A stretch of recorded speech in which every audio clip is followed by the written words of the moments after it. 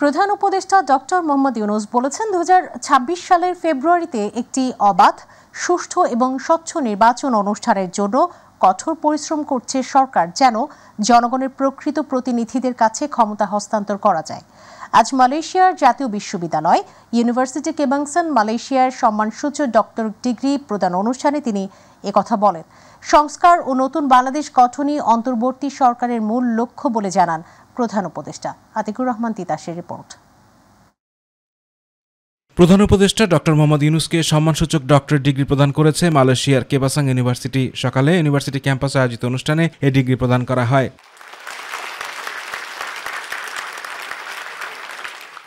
Professor Yunus অনুষ্ঠানস্থলে পৌঁছালে বিশ্ববিদ্যালয়ের chancellor তাকে স্বাগত জানান। এ সময় লাল গালিচা সংবর্ধনা দেওয়া হয় শান্তিতে নোবেলজয়ী অর্থনীতিবিদকে। বিশ্ববিদ্যালয়ের শিক্ষার্থীদের উদ্দেশ্যে স্মারক বক্তব্যে প্রধান উপদেষ্টা ডক্টর ইউনূস বলেন, 2024 সালের জুলাই আগস্টে যুব নেতৃত্ব গণ অভ্যুত্থান বাংলাদেশের ভবিষ্যতের আশাকে নতুন অর্থ দিয়েছে। 2026 সালের ফেব্রুয়ারিতে একটি অবাধ, সুষ্ঠু এবং স্বচ্ছ নির্বাচন অনুষ্ঠানের জন্য কঠোর পরিশ্রম করছে সরকার, যাতে জনগণের প্রকৃত প্রতিনিধিদের কাছে ক্ষমতা হস্তান্তর করা যায়। We are also working hard to hold a free, fair and transparent election. Date is announced. It will be held in February next year, so that power is handed over to the true representatives of the people. Distinguished guests, today the award you give me is more than a personal honor. I see it as a recognition of the strength, courage, and determination of the people of Bangladesh, especially the millions of women and the young entrepreneurs. তিনি আরো বলেন, দেশের শান্তি ও স্থিতিশীলতার জন্য কাজ করছে সরকার। এ সময় সংস্কার ও নতুন বাংলাদেশ গঠনই অন্তর্বর্তী সরকারের মূল লক্ষ্য বলেও জানান প্রধান উপদেষ্টা। This recognition reminds me of my responsibility to work for the dreams of our young people in Bangladesh. Last year, many of them stood up bravely against a fascist regime in Bangladesh. Hundreds of these students and young people gave their lives for a better future. A future where everyone can live with dignity, with freedom from intimidation, discrimination, and injustice. এদিকে Malaysia সফররত doctor ইউনূসের সঙ্গে সাক্ষাৎ করেছেন দেশটির শিক্ষামন্ত্রী ওয়াইবি ফাদলিন সাইডক। আজ কুয়ালালামপুরে প্রধান উপদেষ্টার সফরকালীন আবাসস্থলে তার সঙ্গে সাক্ষাৎ করেন ফাদলিনা। পাসপোর্ট রিনিউড হয় না বা কিছু একটা হয়েছে, কিন্তু ভোটার আপনি হবেন, ভোটার হবেন, আপনি ভোট দিতে পারবেন। যতক্ষণ পর্যন্ত বাংলাদেশের নাগরিক আপনি ভোট দিতে পারবেন। এর আগে মঙ্গলবার মালয়েশিয়ার কুয়ালালামপুরে একটি হোটেলে দেশটির হালাল শিল্পের কর্মকর্তাদের সঙ্গে বৈঠক করেন প্রধান উপদেষ্টা ডক্টর মোহাম্মদ ইউনূস। এ সময় ক্রমবর্ধমান বৈশ্বিক হালাল পণ্যের বাজারে অংশ নিতে হালাল ইন্ডাস্ট্রিয়াল পার্ক স্থাপনে মালয়েশিয়ার সহায়তা চায় বাংলাদেশ। প্রধান উপদেষ্টা এ বিষয়ে সবাইকে এগিয়ে আসার আহ্বান জানান। আতিকুর রহমান তিতাস, মাই টিভি। প্রধান উপদেষ্টা প্রফেসর মোহাম্মদ ইউনূস 3 দিনের রাষ্ট্রীয় সফর শেষে মালয়েশিয়া ত্যাগ করেছেন। এখন তিনি দেশের পথে রয়েছেন। বুধবার স্থানীয় সময় সন্ধ্যা 7:30 রাজধানীর কুয়ালালামপুর থেকে ঢাকার উদ্দেশ্যে যাত্রা করেন ডক্টর ইউনূস। প্রধান উপদেষ্টার প্রেস উইং থেকে এই তথ্য জানানো হয়েছে। মালয়েশিয়ার প্রধানমন্ত্রী আনোয়ার ইব্রাহিমের আমন্ত্রণে প্রধান উপদেষ্টা দেশটি সফর করেন। গত সোমবার স্থানীয় সময় সন্ধ্যা 7:50 কুয়ালালামপুরে পৌঁছান ডক্টর ইউনূস। সফরকালে তিনি মালয়েশিয়ার প্রধানমন্ত্রীর সঙ্গে দ্বিপক্ষীয় বৈঠকের পাশাপাশি একাধিক উচ্চ পর্যায়ের বৈঠকে মিলিত হন।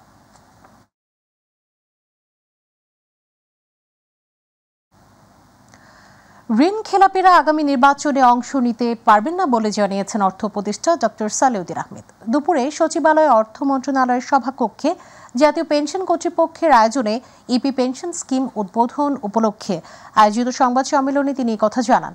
ডক্টর সালেউদ্দিন বলেন, এই ইস্যুতে প্রধান সমস্যা হলো আদালতের স্থগিতাদেশ। তিনি উল্লেখ করেন, মহিউদ্দিন খান আলমগীরও এই ঋণ খেলাপি ইস্যু নিয়ে 5 বছর সময় নেন। আগামী নির্বাচনে কালো টাকা ব্যবহার রোধে সরকারের পদক্ষেপ সম্পর্কে জানতে চাইলে তিনি বলেন, কালো টাকা নিয়ন্ত্রণে 2টি বিষয় গুরুত্বপূর্ণ: টাকার উৎস ও প্রক্রিয়া। টাকার উৎস আগের তুলনায় অনেকটাই বন্ধ হয়েছে। ডক্টর সালেউদ্দিন আরও বলেছেন, রাজনীতিবিদরা যদি টাকার বিনিময়ে নমিনেশন বা ভোট কেনার মতো কাজে উৎসাহ দেন, তাহলে অর্থ মন্ত্রণালয় থেকে কিছুই করার থাকবে না। কোনো জিনিসে ল এন্ড অর্ডার না ভালো হবে। আমরা যথাসামর্থ্য সাপোর্ট দিচ্ছি অর্থ মন্ত্রণালয় থেকে ল এন্ড অর্ডারের জন্য যা যা লাগে নানা রকম যন্ত্রপাতি এটা সেটা সবই আর কি নির্বাচন করার যে সমস্ত ইস্যু আছে সব প্রকার সহায়তা আমরা দেব। ধমক দিয়ে নির্বাচন বন্ধের হুমকির মাঝে স্বৈরাচারের পদধ্বনি শোনা যাচ্ছে বলে মন্তব্য করেছেন বিএনপির স্থায়ী কমিটির সদস্য ডাক্তার AZM জাহিদ হোসেন। আর স্থায়ী কমিটির অপর সদস্য আমির খসরু মাহমুদ চৌধুরী বলেছেন, নির্বাচনের খবর সর্বত্র ছড়িয়ে পড়ায় দেশি বিদেশি উদ্যোক্তারা বিনিয়োগের আগ্রহ দেখাচ্ছেন। রাজধানীতে আলাদা অনুষ্ঠানে তারা এসব কথা বলেন। ইউসুফ আলীর রিপোর্ট। পুঁজিবাজারের বিভিন্ন সম্ভাবনাময় দিক তুলে ধরতে বিদেশি বিনিয়োগকারীদের অংশগ্রহণে রাজধানীর একটি হোটেলে ফরেন ইনভেস্টমেন্ট সামিটের আয়োজন করে ব্র্যাক।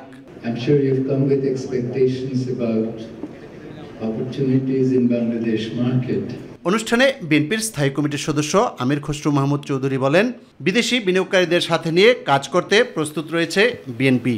ইতিমধ্যে নির্বাচনের খবর দেশে বিদেশে সব জায়গায় চলে গিয়েছে, সবাই নির্বাচনের অপেক্ষায় ছিল। যেহেতু নির্বাচনের খবর ছড়িয়ে পড়েছে, দেশের মধ্যে উদ্যোক্তারা প্রস্তুতি নিচ্ছে, দেশের বাইরের উদ্যোক্তারা প্রচুর প্রস্তুতি নিচ্ছে, যার ফল আজকে আমরা এখানে দেখতে পাচ্ছি। আজকে বিশাল একটা ডেলিগেশন জাপান থেকে আসছে বাংলাদেশে বিনিয়োগ করার উদ্দেশ্যে। সুতরাং দেশে বিদেশে সব বিনিয়োগকারীদের সাথে নিয়ে আগামী দিনের বাংলাদেশের জনগণের যে প্রত্যাশা জেগেছে সেটা পূরণ করার জন্য প্রস্তুত। এদিকে ড্যাবের নবনির্বাচিত নেতৃবৃন্দকে সাথে নিয়ে বিএনপির প্রতিষ্ঠাতা ও সাবেক রাষ্ট্রপতি জিয়াউর রহমানের সমাধিতে ফুল দিয়ে শ্রদ্ধা জানানোর পর দলের স্থায়ী কমিটির সদস্য ডাক্তার AZM জাহিদ হোসেন বলেন, দেশের মানুষের মনে আতঙ্ক তৈরি করতে নির্বাচন বানচালের হুমকি দিচ্ছে একটি মহল। কেউ কেউ বলেন আগামী দিনে নির্বাচন হতে দেবেন না। মনে হচ্ছে সেই স্বৈরাচারের যে আচরণ ছিল, স্বৈরাচারের যে কথা ছিল, সেই ধরনের কথার পদধ্বনি আমরা শুনতে পাই। আমি আহ্বান জানাবো, আপনাদের কর্মসূচি নিয়ে মাঠে থাকেন, ধমক দিয়ে থামিয়ে রাখা যাবে না নির্বাচনী অভিযাত্রাকে। অপরদিকে গুলশানে বিএনপি চেয়ারপারসনের রাজনৈতিক কার্যালয়ে সংবাদ সম্মেলনে দলের সিনিয়র যুগ্ম মহাসচিব রুহুল কবির রিজভী আহমেদ বলেন, জটিলতা সৃষ্টি করতে আনুপাতিক পদ্ধতিতে নির্বাচনের কথা বলছে কতিপয় রাজনৈতিক দল। গণতন্ত্রের চর্চা যদি প্রলম্বিত হতে থাকে তাহলে লাভ কার? আমরা তো 5ই আগস্ট এই যে একটা মাইল ফলক তৈরি হয়েছে গণতন্ত্রের জন্য, তো গণতন্ত্র তো নির্বাচনহীন সরকার বা নির্বাচনহীন সমাজ রাষ্ট্র, এটা তো গণতন্ত্রের কোনো নমুনা হতে পারে না। ইউসুফ আলী, মাই টিভি, ঢাকা।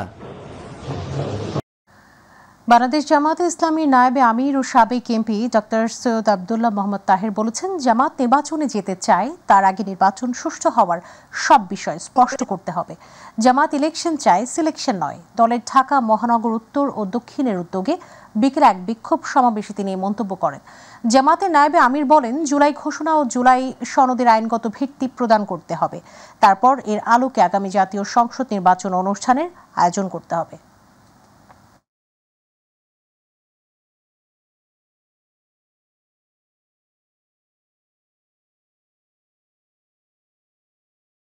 বলছেন যে আমরা পিয়ার বুঝি না। গতকালকের একটা সার্ভে রিপোর্ট দেখেছেন, 71% লোক পিয়ারের পক্ষে। ইলেকশন চাই, সিলেকশন চাই না। এই নির্বাচন একটি ডিজাইনের মাধ্যমে সম্পন্ন করে জনগণের ভোটাধিকারকে আবার হরণ করার পায়তারা ষড়যন্ত্র চলছে। আমরা চাই যে সমস্ত জায়গায় সংস্কারে আমরা একমত হয়েছি, সেইটার আলোকে আইনের মাধ্যমে আগামী নির্বাচন হতে হবে। জুলাই সনদ ঘোষণার আগেই নির্বাচনের তারিখ ঘোষণা করা ঐক্যমত্য কমিশনকে প্রশ্নবিদ্ধ করা হয়েছে বলে দাবি ইসলামী আন্দোলন বাংলাদেশের। এর পরিণতি কি হবে তা নিয়েও শঙ্কায় দলটি। দুপুরে রাজধানীর আগারগাঁওয়ে নির্বাচন ভবনে প্রধান নির্বাচন কমিশনার AMM নাসির উদ্দিনের সঙ্গে বৈঠক শেষে দলের সিনিয়র যুগ্ম মহাসচিব গাজী আতাউর রহমান সাংবাদিকদের এসব কথা বলেন। এদিন সিএসির কাছে অবিলম্বে স্থানীয় সরকার নির্বাচন সহ 7 দফা দাবি জানায় ইসলামী আন্দোলন বাংলাদেশ। পরে প্রধান নির্বাচন কমিশনারের সঙ্গে বৈঠক করে বাংলাদেশ সাম্যবাদী দল। দলটির সভাপতি কমরেড হারুন চৌধুরী আগামী নির্বাচনে প্রশাসনের নিরপেক্ষ ভূমিকার প্রত্যাশা করেন। ক্ষমতার অশুভ প্রভাব খাটিয়ে বিতর্কিত ব্যর্থ করেছে তা থেকে উত্তরণের জন্য সংসদ নির্বাচনের আগে স্থানীয় সরকার নির্বাচন আয়োজন করতে হবে। আমরা মনে করেছিলাম জাতীয় ঐক্যমত্য হবে, জুলাই সনদ হবে, তারপরে প্রধান উপদেষ্টা নির্বাচনের একটা ডেট ঘোষণা করবেন, কিন্তু তিনি মাঝখানে এসেই এখানে নির্বাচনের ডেটটা ঘোষণা করাতে এখন জাতীয় ঐক্যমতের এই সনদটা আমরা মনে করছি যে অনেকটা প্রশ্নবিদ্ধ হয়ে গেছে। এখন এটার পরিণতি কি হবে এটা নিয়ে আমরা শঙ্কিত। পুরো সংসদীয় আসনের ভোট বাতিল করার ক্ষমতা সহ বিনা ভোটে জয় ঠেকাতে একক প্রার্থীর বিপরীতে না ভোটের বিধান চালু এবং ভোটের মাঠে সশস্ত্র বাহিনীকে ক্ষমতা দেওয়া সহ বেশ কিছু বিষয়ে ক্ষমতা ফিরে পেতে যাচ্ছে কমিশন। নবম কমিশন সভায় নেয়া এমন বেশ কিছু সিদ্ধান্ত কার্যকর করতে পারলে ভোট নিরপেক্ষ হবে বলে মত রাষ্ট্রবিজ্ঞানী অধ্যাপক ডক্টর সাব্বির আহমেদের। আর নির্বাচন বিশেষজ্ঞ ডক্টর আব্দুল আলিম বলেছেন, ত্রয়োদশ জাতীয় সংসদ নির্বাচন হবে ইতিহাসের সেরা ভোট। রাজীব হোসেনের ক্যামেরায় আবু সাইদ উপর রিপোর্ট। ত্রয়োদশ জাতীয় সংসদ নির্বাচনকে সামনে রেখে গণপ্রতিনিধিত্ব আদেশ 1972-এর সংশোধনের খসড়া চূড়ান্ত করেছে নির্বাচন কমিশন সচিবালয়। এখন আইন মন্ত্রণালয়ের যাচাই-বাছাই সাপেক্ষে উপদেষ্টা পরিষদের অনুমোদনের পর অধ্যাদেশ জারির মধ্য দিয়ে সংশোধিত এই আইন কার্যকর হবে। এর ফলে সরকার ঘোষিত আগামী ফেব্রুয়ারিতে সংসদ নির্বাচনে এই আইন প্রয়োগ করতে পারবে নির্বাচন কমিশন।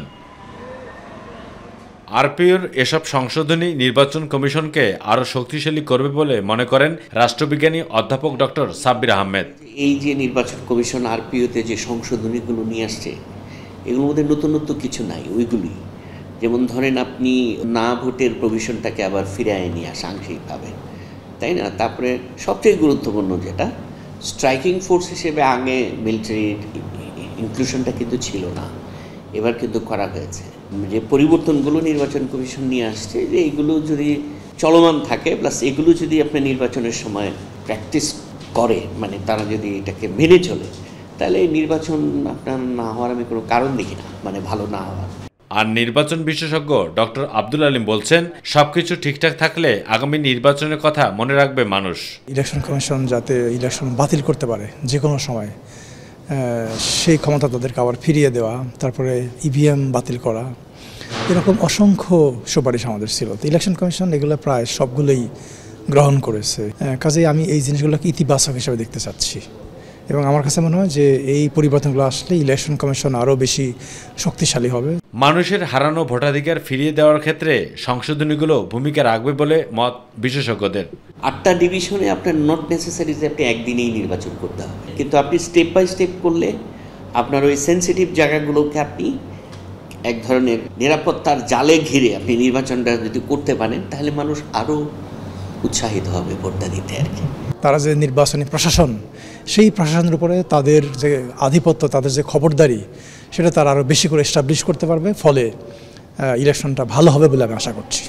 2008 সালে নবম জাতীয় সংসদ নির্বাচনে না ভোটের বিধান ছিল সব আসনে। পরে আওয়ামী লীগ ক্ষমতায় আসার পর তা বাদ দেওয়া হয়।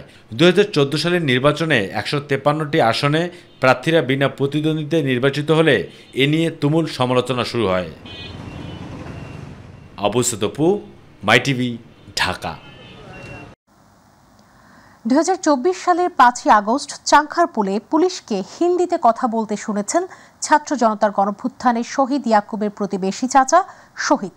আন্তর্জাতিক অপরাধ ট্রাইব্যুনাল 1-এ জবানবন্দিতে এই কথা জানান তিনি। চাংখারপুলে আনাস সহ 6 হত্যাকাণ্ডের ঘটনায় এ পর্যন্ত 6 জন সাক্ষ্য দিয়েছেন। পরবর্তী সাক্ষ্য গ্রহণের জন্য 20 আগস্ট দিন ধার্য করেছেন ট্রাইব্যুনাল। বুধবার ট্রাইব্যুনাল 2-এ আশুলিয়ায় 6 লাশ পোড়ানো এবং একজনকে হত্যা মামলায় অভিযোগ গঠনের আদেশের জন্য 21 আগস্ট দিন ধার্য করা হয়। গত বছরের ৫ আগস্ট চাংখারপুলে শহীদ আনাস সহ ৬ হত্যাকাণ্ডের মামলায় আন্তর্জাতিক অপরাধ ট্রাইব্যুনাল ১-এ তৃতীয় দিনের সাক্ষ্য গ্রহণ শুরু হয় বুধবার বেলা ১:১২টায়। এদিন জবানবন্দি দেন শহীদ ইয়াকুবের মা রহিমা আক্তার, চাচা মোহাম্মদ শহীদ এবং শহীদ ইসমামুল হকের ভাই মহিদুল হক। বিচারপতি গোলাম মুর্তুজা মজুমদারের নেতৃত্বে ৩ সদস্যের ট্রাইব্যুনালে এই মামলায় এখন পর্যন্ত ৬ জনের জবানবন্দি রেকর্ড করা হয়। সাক্ষী আমাদের বলেছেন, প্রত্যক্ষদর্শী তিনি বলেছেন যারা গুলি করছিলেন তারা হিন্দি ভাষায় কথা বলছিলেন একজন, এবং কি শব্দ সেটাও বলেছেন, এবং এটা ডিফেন্স পক্ষ চ্যালেঞ্জ করেছেন, কিন্তু উনি সরাসরি উত্তর দিয়েছেন না আমি শুনেছি, ইধারাও শব্দ প্রয়োগ করেছেন। সাক্ষী একটা কথা বলেছেন, চুলচেরা বিশ্লেষণ আয়ও সাক্ষী হওয়ার পরে যখন আর্গুমেন্ট হবে তখন করব। জবানবন্দির সময় সাক্ষীকে প্ররোচিত করার অভিযোগ করেন আসামিপক্ষ। টাইপ হয়ে অলরেডি লেখা হয়ে গেছে, ফুল স্টপও দেওয়া হয়ে গেছে, তখন পিছন থেকে প্রসিকিউশনের একজন সাইড দিয়ে উনি বলতেছে যে একজনের নাম বাদ পড়েছে, নামটা বলেন। তখন যে সাক্ষী আবার আরশাদ হোসেনের নামটা বলে। দুইবারে আমি মহামান্য ট্রাইব্যুনালকে অবজেকশন দিয়েছি, কারণ প্রসিকিউশন পক্ষে এইভাবে যদি তারা সাক্ষীকে প্রলুব্ধ করে আমরা ন্যায় বিচার থেকে বঞ্চিত হব। আন্তর্জাতিক অপরাধ ট্রাইব্যুনাল 2-এ আশুলিয়ায় 6 লাশ পোড়ানো এবং একজনকে হত্যা মামলায় আনুষ্ঠানিক অভিযোগ গঠনের উপর প্রসিকিউশন ও আসামিপক্ষের শুনানি শেষ হয়েছে। এ বিষয়ে আদেশের জন্য 21 আগস্ট দিন ধার্য করেন বিচারপতি নজরুল ইসলাম চৌধুরীর নেতৃত্বে 3 সদস্যের ট্রাইব্যুনাল। ডিফেন্সের পক্ষ থেকে বেশ কয়েকটি আবেদন করা হয়েছিল, যে আবেদন এই আইন বা রুলসের কোথাও উল্লেখ করা নাই, এবং এই উক্ত আবেদনগুলোতে যে সকল ধারা উল্লেখ করা হয়েছে সেই ধারায় ওই আবেদন করার কোনো এখতিয়ার ডিফেন্সের নাই। এরকম কিছু আবেদনের প্রেক্ষিতে ট্রাইব্যুনাল বলেছেন যে এই ট্রাইব্যুনালের মামলা বিলম্বিত করার ক্ষেত্রে যে কোনো ধরনের পদক্ষেপ যদি কেউ নিয়ে থাকে তা ট্রাইব্যুনাল এই আইন অনুযায়ী বাধা দিবেন এবং কাউকে এ ধরনের কোনো সুযোগ দিবেন না। এই 2 মামলায় আটক 12 জন আসামি আদালতে উপস্থিত ছিলেন। এস.এম. আরিফ, মাই টিভি, ঢাকা। সরকারকে 1 মাস সময় দিল এমপিওভুক্ত শিক্ষা জাতীয়করণ প্রত্যাশী জোট। এর মধ্যেই দাবি আদায় না হলে টানা কর্মবিরতি সহ কঠোর কর্মসূচির ঘোষণা দিয়েছেন জোটের নেতারা। বুধবার শিক্ষা উপদেষ্টা ও সচিবের সঙ্গে সাক্ষাৎ করার পর প্রেস ক্লাবের সামনে এসে আন্দোলনরত শিক্ষকদের মাঝে এই ঘোষণা দেন জোটের সদস্য সচিব। বিস্তারিত শিমুল খানের রিপোর্টে। পূর্ব ঘোষিত কর্মসূচি অনুযায়ী দুপুর 2টায় সমাবেশ করে সচিবালয় অভিমুখে পদযাত্রা করেন শত শত আন্দোলনকারী শিক্ষক। পরে পুলিশ ব্যারিকেড দিয়ে তাদের আটকে দিলে সেখানে নানান স্লোগান দেন তারা। দীর্ঘদিন ধরে জাতীয়করণ সহ বিভিন্ন দাবি দাওয়া আদায়ে আন্দোলন করছেন এমপিওভুক্ত শিক্ষকরা। পার্সেন্টেজ হারে আমাদের বাড়ি ভাড়া চাই, আমাদের উৎসব ভাতা 100% চাই, 45% বাড়ি ভাড়া চাই, আমাদের চিকিৎসা ভাতা চাই এবং আমরা জাতীয়করণ চাই। দেশের বিভিন্ন জেলার এমপিওভুক্ত শিক্ষা প্রতিষ্ঠানের শিক্ষকরা ঢাকায় এই আন্দোলনে যোগ দেন। যে শিক্ষকরা ক্লাসে থাকার কথা সেই শিক্ষকরা আজকে রাস্তায়। আমাদের দাবি একটাই, সরকারিকরণ, জাতীয়করণ চাই। এদিকে শিক্ষা উপদেষ্টার সাথে বৈঠক করে গণমাধ্যমে কথা বলেন শিক্ষকরা। বলেন আগামী 1 মাসের মধ্যে দাবি আদায় না হলে সকল ক্লাস পরীক্ষা বর্জন ও শিক্ষা প্রতিষ্ঠানে কর্মবিরতির আলটিমেটাম দেন তারা। আমাদেরকে বলেছেন আপনাদের এই যৌক্তিক দাবির সাথে আমরা একমত, আপনারা আপনাদের প্রত্যাশা অনুযায়ী এটার জন্য কত টাকা হিসাব লাগবে দ্রুত সময়ের মধ্যে আমাদেরকে এটা আপনারা দেন। আমরা অর্থ মন্ত্রণালয়ের সাথে আমরা কথা বলবো, কিন্তু আমরা আপনাদের এই দাবিটার ব্যাপারে একমত যে এটা পার্সেন্ট আকারে হোক। এদিকে বেসরকারি শিক্ষা প্রতিষ্ঠান জাতীয়করণের দাবিতে আন্দোলনরত শিক্ষকদের বাড়ি ভাড়া ও চিকিৎসা ভাতা বাড়ানোর প্রস্তাব অর্থ মন্ত্রণালয়ে পাঠিয়েছে শিক্ষা মন্ত্রণালয়। এতে শিক্ষকরা এখন যে বাড়ি ভাড়া ও চিকিৎসা ভাতা পান তা দ্বিগুণ করার প্রস্তাব করা হয়েছে। জোটের নেতাদের সঙ্গে বৈঠকে শিক্ষা মন্ত্রণালয়ের পক্ষ থেকে এ তথ্য জানানো হয়। শিমুল খান, মাই টিভি, ঢাকা। রাজুকের পূর্বাচলে নতুন শহর প্রকল্পের প্লট দুর্নীতির 3 মামলায় শেখ হাসিনা, শেখ রেহানা, টিউলিপ সিদ্দিক, রাদওয়ান মুজিব সিদ্দিক ও আজমিনা সিদ্দিক সহ 23 জনের বিরুদ্ধে প্রথম দিনের সাক্ষ্য গ্রহণ শুরু হয়েছে। সাক্ষ্য দিতে সকালে আদালতে হাজির হন দুদকের 3 কর্মকর্তা সালাউদ্দিন, আফনান জান্নাত কিয়া ও এস.এম. রাশেদুল হাসান। সাক্ষ্য গ্রহণ শেষে দুদকের পাবলিক প্রসিকিউটর জানিয়েছেন রাজুকের আবাসন নীতিমালার সকল আইন ভঙ্গ করে শেখ হাসিনা তার ক্ষমতার অপব্যবহার করে শেখ রেহানা সহ তার পরিবারের নামে প্লট বরাদ্দ নেন। সাক্ষ্য গ্রহণে দুদকের কর্মকর্তারা এমন তথ্য আদালতকে জানিয়েছেন। শেখ হাসিনা ও তার পরিবারের সদস্যদের নামে বরাদ্দকৃত প্লটের বিষয়ে 2024 সালের 26 ডিসেম্বর অনুসন্ধান শুরু করে দুদক।